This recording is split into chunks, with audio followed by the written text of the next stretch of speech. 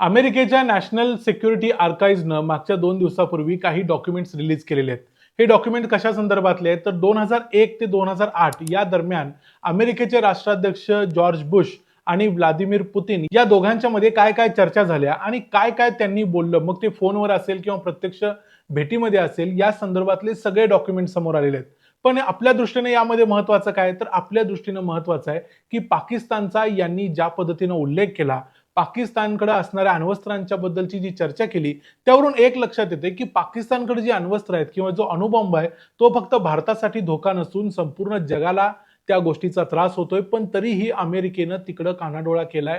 हे Vladimir Putin यांनी त्यावेळीच तेव्हाच्या अमेरिकेच्या राष्ट्राध्यक्षांच्या म्हणजे जॉर्ज बुश यांच्या लक्षात आणून दिलेलं होतं. या गोष्टीबद्दल ते बोललेले आहेत. याशिवाय त्यांनी भारताचा कन्सर्न जसा आहे तसा अगदी भारताचा कन्सर्न म्हणून जरी बोलून दाखवलेला नसला, पण तरी त्यांनी पाकिस्तानला कशा पद्धतीने आवरलं पाहिजे हे जॉर्ज बुश यांना सांगायचा प्रयत्न केला होता. या सगळ्या गोष्टींच्या बद्दल बोलूया आजच्या या व्हिडिओमध्ये. मी आहे रणजित यादव आणि तुम्ही पाहताय द मराठी बाणा.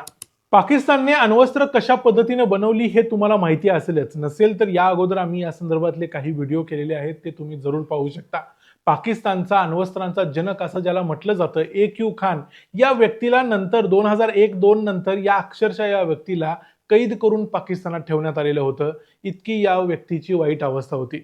एखादा व्यक्ती जेव्हा पाकिस्तान सारख्या देशाच्या अण्वस्त्राचा जनक असतो तेव्हा त्याला किती मान सन्मान मिळाला पाहिजे, पण याला मिळाला नाही, कारण तो एक चोर होता. नेदरलँड्समध्ये एका युरेनियम फॅक्टरीमध्ये युरेनको नावाच्या एका कंपनीमध्ये तो काम करत होता. तिथल्या त्यानं युरेनियमच्या सेंट्रीफ्युजेसच्या ब्लूप्रिंट चोरल्या आणि तो त्या पळवून घेऊन पाकिस्तानमध्ये आला आणि त्या आणून त्यानं पाकिस्तानचे तेव्हाचे जे पंतप्रधान होते जुल्फिकार अली भुट्टो याला विकल्या. आणि नंतर मग जुल्फिकार अली भुट्टोनी त्याला एक कहुतामध्ये एक फॅक्टरी काढून दिली. त्या फॅक्टरीमध्ये त्यानं युरेनियम एनरिचमेंट केलं आणि पाकिस्तानसाठी अणुबॉम्ब बनवले. ही फॅक्ट आता आपल्याला माहिती आहे. आणि भारताने 1998 साली जेव्हा आण्विक चाचणी केली त्यानंतर काही दिवसातच पाकिस्ताननं देखील आण्विक चाचणी करून दाखवलं होतं की आमच्याकडे देखील अण्वस्त्र आहेत. पण आता तुम्हाला सर्वांना माहिती आहे जगामध्ये आता 9 राष्ट्रांच्याकडे अण्वस्त्र आहेत.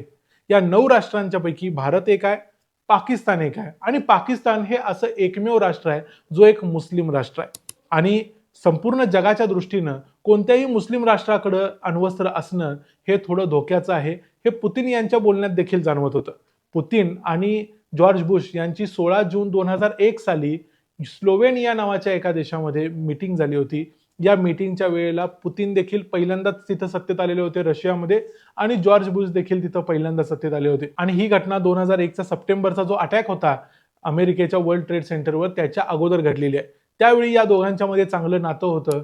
बुश आणि पुतिन हे अगदी प्रेमाने एकमेकांना भेटले, त्यांच्या चर्चा झाल्या. त्यामध्ये पुतिन यांनी काय काय म्हटलं ते आता उपलब्ध झालेलं आहे. इथं पुतिन जॉर्ज बुश यांना म्हणतात की मला पाकिस्तानची काळजी वाटते. म्हणजे पाकिस्तानची काळजी वाटते म्हणजे पाकिस्तानमुळे काळजी वाटते. त्यांचं म्हणणं असं होतं की इट्स अ हुंता विथ न्यूक्स, म्हणजे ज्यांच्याकडे अण्वस्त्र आहेत अशी एक मिलिटरी गव्हर्नमेंट आहे. तिथं कोणत्याही प्रकारची लोकशाही नाही, पण तरीही पश्चिमेची राष्ट्र त्यांच्यावरती कोणत्याही प्रकारची टीका करत नाहीत. आपण सर्वांनी त्याच्याबद्दल बोललं पाहिजे. त्यावेळी जॉर्ज बुश यांनी हा विषय थोडासा टाळून पुढे ढकलण्याचा प्रयत्न केला, पण नंतर पुन्हा एकदा पुतिन यांनी हा विषय पुढे आणला आणि पुतिन पुन्हा एकदा तेच त्यांनी पाकिस्तानबद्दलची री ओढली. कारण जॉर्ज बुश यांना इराण अशा प्रकारचे अण्वस्त्र बनवेल याची भीती वाटत होती. पण त्याच वेळी इराणला अण्वस्त्र बनवून देणं न देणं हे जगाच्या हातात होतं. इंटरनॅशनल ॲटॉमिक एनर्जी एजन्सी तिथं जाऊन काम करत होती. तिथं त्यांना सगळ्या तपासण्या करता येत होत्या. पण पाकिस्ताननं तर ऑलरेडी अण्वस्त्र बनवलेली होती आणि ती पुतिन यांच्या दृष्टीनं जास्त काळजीची गोष्ट होती. इथं मग जॉर्ज बुश यांनी हे सांगितलं की कशा पद्धतीनं AQ खान यांना हाऊस अरेस्ट करण्यात आलेले आहे आणि पाकिस्ताननं कशा पद्धतीने इराणला आणि उत्तर कोरियाला आपल्याकडचं युरेनियम विकलं होतं. यावर पुतिन देखील म्हणाले की इराणचे जे सेंट्रीफ्युजेस होते, म्हणजे तिथल्या ज्या अणुभट्ट्या होत्या, तिथं जे युरेनियम सापडलं ते युरेनियम पाकिस्तानमधून आलेलं होतं आणि तरी देखील इराणनं अशा पद्धतीची कोणतीही माहिती दिली नाही किंवा पाकिस्ताननं देखील ही माहिती दिली नव्हती. ज्यावेळी जॉर्ज बुश असं म्हणाले की आम्हाला या गोष्टींची नक्कीच काळजी आहे किंवा काळजी वाटते, त्यावेळेला पुतिन म्हणाले की आमचा विचार करा, आम्ही तर त्यांचे शेजारी आहोत, आम्हाला या गोष्टीचा किती त्रास होत असेल. कारण पाकिस्तान बेजबाबदार देश आहे, त्यांच्याकडे अशा पद्धतीची अण्वस्त्र असणं ही संपूर्ण त्या भागासाठी अशांततेची गोष्ट आहे. पुढे पुतिन यांनी मे 2002 मध्ये पाकिस्ताननं ज्या मिसाईल टेस्ट केल्या त्याच्याबद्दल देखील काळजी व्यक्त केली होती. म्हणजे थोडक्यात पाकिस्तान जे काही करत होता त्याबद्दल पुतिन यांना काळजी वाटत होती. त्यांची ही काळजी रास्त यासाठी होती की या साऊथ एशियामध्ये पाकिस्तान एक महत्त्वाचा देश आहे आणि पाकिस्तानकडे अण्वस्त्र असल्यामुळं या संपूर्ण भागामध्ये अस्थिरता आहे. आणि दुसरी गोष्ट म्हणजे पाकिस्तान एक बेजबाबदार देश आहेच, कारण पाकिस्तानमध्ये जी अण्वस्त्र आहे ती तिथल्या मिलिटरीच्या हातात असतात आणि मिलिटरी कोणतीही ॲक्शन अचानकपणे घेऊ शकते. त्यामुळे इतर जी पाकिस्तानचे शेजारची राष्ट्र आहेत त्यांना देखील बळ मिळतं. त्याच वेळी म्हणजे 2001 सालीच पुतीन यांनी सांगितलं होतं की पाकिस्तान आणि अल कायदा म्हणजे जी अफगाणिस्तानमध्ये होती ते दोघे मिळून काहीतरी मोठी घटना घडवू शकतात ज्याचा फटका अमेरिकेला बसू शकतो. त्यावेळी जॉर्ज बुश यांनी या गोष्टीकडे दुर्लक्ष केलेलं होतं, पण नंतर सप्टेंबर 2001 मध्ये ती दुर्दैवी घटना घडलीच, ज्याला आपण 9/11ची घटना म्हणतो, ज्यामध्ये वर्ल्ड ट्रेड सेंटर उडवलं गेलं. पण त्यावेळेला कोंडोलेझा राईस ज्या तेव्हाच्या सेक्रेटरी ऑफ स्टेट होत्या त्यांनी असं लिहिलंय की या गोष्टीची कल्पना पुतीन यांनी दिलेली असताना देखील जॉर्ज बुश यांनी त्याकडे कानाडोळा केला होता. या सगळ्या त्यांच्या चर्चेमध्ये जे नॅशनल सिक्युरिटी आर्काइव्हवरती अमेरिकेच्या आता उपलब्ध आहे त्यामध्ये थोडक्यात पुतीन यांचा सूर असा आहे की एकूणच जी सगळी मुस्लिम राष्ट्र आहेत ती थोडीशी प्रिमिटिव्ह म्हणजे मागास आहेत, पण ही मागास असली तरी त्यांना आपल्याला काय पाहिजे आणि आपलं काम कसं करून घ्यायचं हे मात्र बरोबर कळतं. पण त्याचा अर्थ असा नाही की त्यांच्याकडे असलेली अण्वस्त्र ते जबाबदारीनं वापरतील. त्यामुळे त्यांच्याबद्दलचा धोका आहे तो आपण समजून घेतला पाहिजे आणि त्यांच्यावर योग्य ती टीका झाली पाहिजे आणि त्यांना जबाबदारीची जाणीव करून दिली पाहिजे. खरं तर भारताच्या दृष्टीने देखील ही अनेक वर्षापासूनची भारताची ओरड आहे. भारत नेहमीच हे सांगत आलाय की पाकिस्तान सारख्या राष्ट्रानं अण्वस्त्र बनवणं याकडे अमेरिकेनं मुद्दाम कानाडोळा केला. CIA या गोष्टीची पूर्ण कल्पना होती, पण तरी देखील CIA ही घटना होऊ दिली, कारण या भागामध्ये भारताला कोणीतरी वरचढ ठरावं आणि तो चायना नसावा, मग कुणी असावं तर ते पाकिस्तान असावं, असा विचार करून अमेरिकेनं पाकिस्तानला या गोष्टीमध्ये मदत केली. म्हणजे डोळेझाक केली म्हणजे मदतच केली.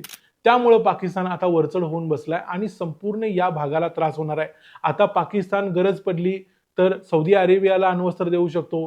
पाकिस्तान गरज पडली तर बांगलादेशला अण्वस्त्र देऊ शकतो. पाकिस्तानच्या काही मंत्र्यांनी काही दिवसापूर्वी सांगितलं होतं की आम्ही इराणला अण्वस्त्र देऊ शकतो. म्हणजे ज्या ज्या मुस्लिम राष्ट्राला अण्वस्त्रांची गरज आहे त्या सगळ्यांसाठी पाकिस्तानचे अण्वस्त्र उपलब्ध आहेत, असं काही दिवसापूर्वी पाकिस्तानचा एक मंत्री म्हणाला होता. म्हणजे काय, तर या देशाला कोणतंही जबाबदारीचं भान नाही आणि संपूर्ण जगाला या एका राष्ट्राकडे असलेल्या अण्वस्त्राचा फटका बसू शकतो, म्हणजे त्याचं नुकसान होऊ शकतं. या संपूर्ण मुद्द्यावर आणि पुतीन यांनी ज्या कन्सर्न या गोष्टी सांगितलेल्या होत्या यामधून हे लक्षात येतंय की का पुतीन 2001 पासून किंवा 2000 पासून 2025 पर्यंत सलग 25 वर्ष एका देशावर राज्य करतायत. त्याच वेळी जगातले इतर देश, इतर नेते जे त्या काळात होते ते सगळे बदलून गेले. त्यामुळे पुतीन यांचं द्रष्टेपण इथं दिसतंय. त्याच वेळी दिसतंय की पाकिस्तानची नक्की लायकी काय होती आणि आज काय आहे. या संपूर्ण मुद्द्यावर पाकिस्तानकडे असलेल्या अण्वस्त्रांच्या बद्दल तुम्हाला काय वाटतं ते आम्हाला कमेंट्समध्ये सांगा. व्हिडिओ आवडला असेल तर व्हिडिओला लाईक करा, चॅनलला सबस्क्राईब करा. पुन्हा भेटू पुढच्या व्हिडिओमध्ये. तोपर्यंत पाहत राहा द मराठी बाणा. जय हिंद, जय महाराष्ट्र.